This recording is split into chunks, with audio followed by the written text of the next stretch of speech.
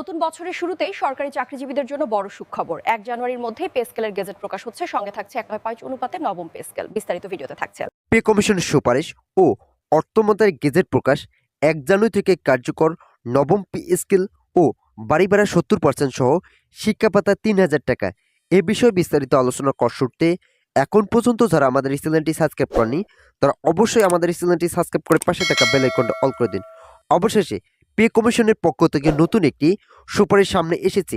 Pay কমিশনের chairman Zakir Ahmed Khan ও অর্থ উপদেষ্টার মধ্যস্থায় বৈঠক অনুষ্ঠিত হওয়ার ফলে 1 জানুয়ারি নবম পে স্কেল কার্যকরের সিদ্ধান্ত গ্রহণ করা হয়। সংশ্লিষ্ট বলেন, শুধুমাত্র নবম পে স্কেলে কার্যকর করা হবে না, এখানে থাকবে 2015 সালের গঠিত অষ্টম বেতন স্কেলে বন্ধ হয়ে যাওয়া সিলেকশন গ্রেড ও টাইম স্কেল পুনরুদ্ধারের নতুন সুবিধা। কর্মচারীদের জন্য সিলেকশন গ্রেড ও টাইম স্কেল খুবই গুরুত্বপূর্ণ একটি বিষয়, তাই তারা এই দুইটি ভাতা পুনরায় চালুর জন্য অর্থ মন্ত্রণালয় ও পে কমিশনের কাছে আবেদন জানায়। এরপর পে কমিশনে এই বিষয়টিকে নিয়ে অর্থ মন্ত্রণালয়ের সঙ্গে আলোচনা করেন, যার ফলে অবশেষে সিলেকশন গ্রেড ও টাইম স্কেল পুনরুদ্ধারের নতুন সুবিধা চালুর দিক নির্দেশনা প্রকাশ পেয়েছে।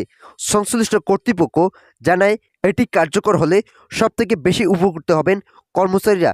আগামী 1 জানুয়ারি থেকে সরকারি চাকরিজীবীরা পাবেন নবম পে স্কেলের আওতায় সকল ধরনের সুযোগ সুবিধা, যার ফলে কর্মকর্তা কর্মচারীদের দীর্ঘদিনের যে সমস্যা জর্জরিত ছিল, অবশেষে তাদের সকল সমস্যার সমাধান ঘটবে।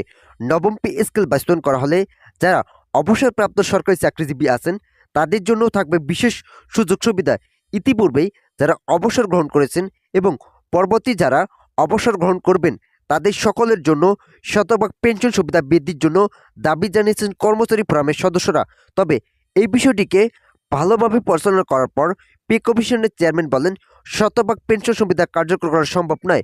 ভিডিওটির এই মুহূর্ত পর্যন্ত এসেও এখন পর্যন্ত যারা আমাদের এই চ্যানেলটি সাবস্ক্রাইব করেনি তারা অবশ্যই আমাদের এই চ্যানেলটি সাবস্ক্রাইব করে পাশে থাকা বেল আইকনে অল করে দিন। অবসরপ্রাপ্ত সরকারি চাকরিজীবীদের জন্য 85% থেকে 90% পর্যন্ত অবসরকালীন ভাতা প্রদান করার হলে তাদের অর্থনৈতিক শক্তি বজায় থাকবে, কিন্তু শতভাগ পেনশন সুবিধা বজায় থাকলে এটা রাজস্ব খাতে ব্যাপক ঘাটতি তৈরি করতে পারে, যার ফলে যারা সরকারি চাকরিজীবী আছেন তারা পাবেন 85 থেকে 90% পেনশন সুবিধা।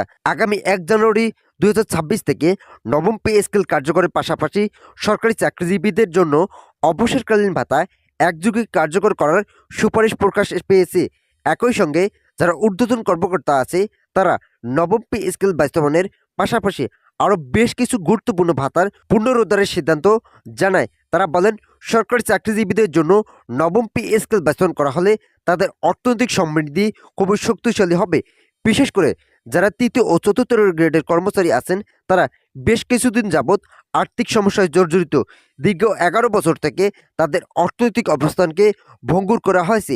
অষ্টমতম বেতন স্কেলে যেখানে প্রথম থেকে 10তম গ্রেডের কর্মকর্তাদের বেতন আকাশচুম্বী, সেখানে 11 থেকে 20তম গ্রেডের কর্মচারীদের বেতন অত্যন্ত কম, যার ফলে সকল কর্মচারীদের জন্য নবম পে স্কেল বাস্তবায়ন করা জরুরি হয়ে দাঁড়িয়েছে। অন্তর্বর্তীকালীন সরকার এই দিকগুলো পর্যালোচনা করে সর্বনিম্ন বেতন 27,000 টাকা পর্যন্ত বৃদ্ধির নতুন রূপরেখা তৈরি করেছেন। বিভিন্ন সূত্র থেকে জানা যাচ্ছে, সর্বনিম্ন বেতন 25,000 টাকা থেকে 27,000 টাকার মধ্যে রাখা হবে। এই দুটি বিষয়ের মধ্যে মতবিরোধ থাকলেও 25 থেকে 27,000 টাকা সর্বশেষ বহাল থাকবে। ভিডিওটির এই মুহূর্ত পর্যন্ত এসেও এখন পর্যন্ত যারা আমাদের চ্যানেলটি সাবস্ক্রাইব করেনি তারা অবশ্যই আমাদের চ্যানেলটি সাবস্ক্রাইব করে পাশে থাকা বেল আইকনটা অল করে দিন। কর্মকর্তা কর্মচারীদের উভয়ে চাকরিজীবীদের জন্য বাড়ি ভাড়া 70% পর্যন্ত বৃদ্ধির নতুন সিদ্ধান্ত গ্রহণ করা হয়েছে। এছাড়াও যারা শহর অঞ্চলে চাকরি করে থাকেন তাদের জন্য থাকবে 75% পর্যন্ত বাড়ি ভাড়ার বৃদ্ধির সুবিধা। বাংলাদেশের 14 লক্ষ সরকারি চাকরিজীবীদের জন্য 70% বাড়ি ভাড়া বৃদ্ধি করার পাশাপাশি শিক্ষা ভাতা 3,000 টাকা পর্যন্ত বৃদ্ধির নতুন সিদ্ধান্ত গ্রহণ করা হয়।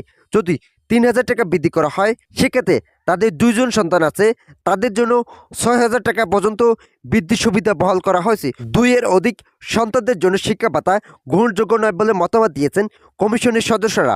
কমিশনের চেয়ারম্যান জাকির আহমেদ খান ও অর্থ উপদেষ্টার একটি বৈঠকের মাধ্যমে এই দুটি সিদ্ধান্ত গ্রহণ করেন।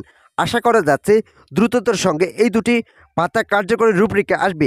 সংশ্লিষ্ট মহল জানিয়েছেন, আগামী 1 জানুয়ারি থেকে সরকারি চাকরিজীবীরা বাড়ি ভাড়া ও শিক্ষা ভাতা বৃদ্ধির সুযোগ সুবিধা ভোগ করবেন।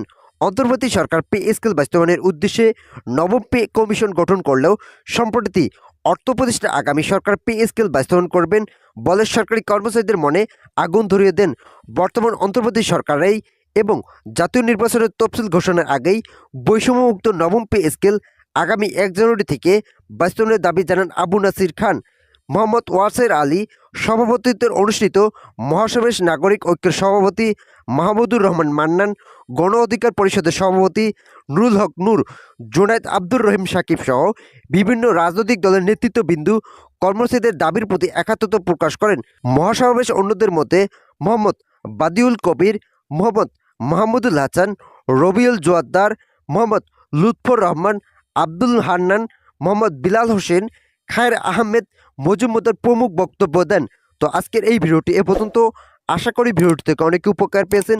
যদি উপকার পেয়ে থাকেন তাহলে অবশ্যই আমাদের চ্যানেলটি সাবস্ক্রাইব করে পাশে থাকা বেল আইকনটি অল করে দিন।